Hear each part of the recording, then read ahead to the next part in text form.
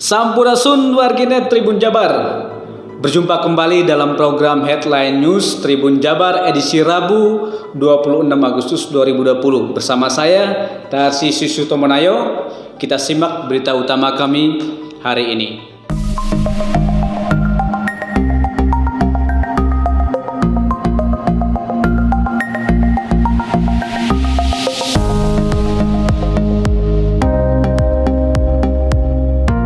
Kementerian Agama Kemenak menyiapkan 3 skema pemberangkatan jemaah haji tahun 2021. Skema pertama, pembatalan kembali pemberangkatan jemaah haji asal Indonesia apabila wabah virus corona atau COVID-19 tak kunjung mereda.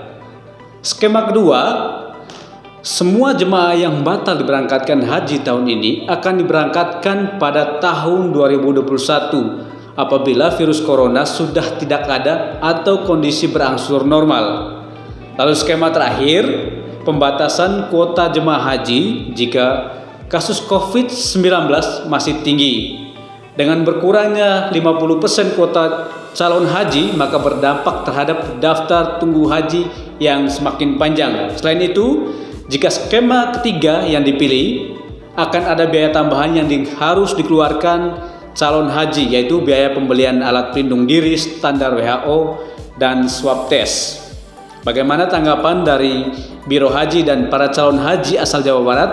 Simak beritanya di koran Tribun Jabar hari ini. Berita berikutnya perihal pemerintah Kota Bandung yang sudah mengizinkan tempat hiburan malam, karaoke dan klub malam beroperasi kembali.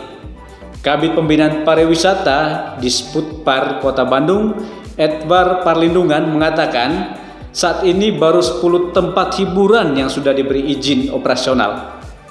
Rata-rata mereka adalah karaoke dan klub malam, bioskop belum karena pengelola baru mengajukan izin.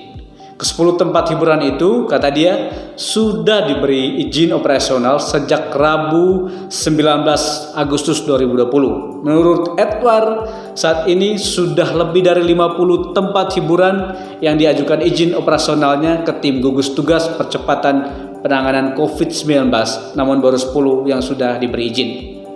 Bagaimana tanggapan pengusaha dan pekerja hiburan malam, terutama pemandu lagu? Simak beritanya di koran Tribun Jabar hari ini.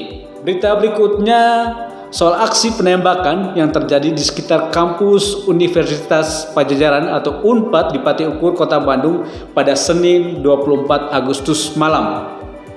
Seorang korban, YN, mengatakan peristiwa itu terjadi sekitar pukul 23. Saat itu, ia bersama dengan temannya sedang menjajakan makanan di Jonggo Angkringan. Tiba-tiba datang beberapa orang mengendarai motor dan langsung menodongkan pistol di kepala korban. Tak terima diperlakukan seperti itu, korban dan temannya melawan hingga akhirnya pelaku menembakkan airsoft gun peluru mengenai bagian bawah mata dan pinggir hidungnya.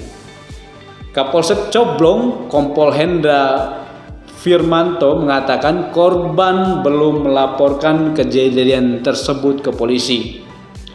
Namun dia mengaku sudah meminta anggotanya untuk menemui korban. Polisi juga sudah mendatangi lokasi kejadian dan mencari saksi-saksi juga alat bukti. Sejauh ini belum ditemukan ada CCTV di sekitar lokasi kejadian. Lalu di halaman Persib Mania, kami sajikan soal jet lag yang masih dialami oleh striker asing Persib, Geoffrey Castillion. Setibanya di Bandung dari Belanda, ia mengalami gangguan tidur malam. Ia mengaku hanya bisa tidur 3 hingga 4 jam sebelum timnya berlatih pada pukul 7 pagi. Sejak tiba di Bandung pada Kamis lalu, 20 Agustus, striker asal Belanda itu baru bisa tidur sekitar pukul 3 atau pukul 4 pagi. Bagi jebolan Akademi Ajax Amsterdam ini, gangguan tidur malam saat di Bandung sebenarnya bukanlah pengalaman pertama. Ia merasakan hal serupa ketika pertama kali bergabung dengan Persib pada Januari lalu.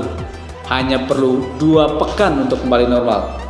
Semoga saja gangguan jet lag ini bisa berlalu dari Geoffrey. Masih banyak berita menarik dan penting yang bisa dibaca di koran Tribun Jabar hari ini.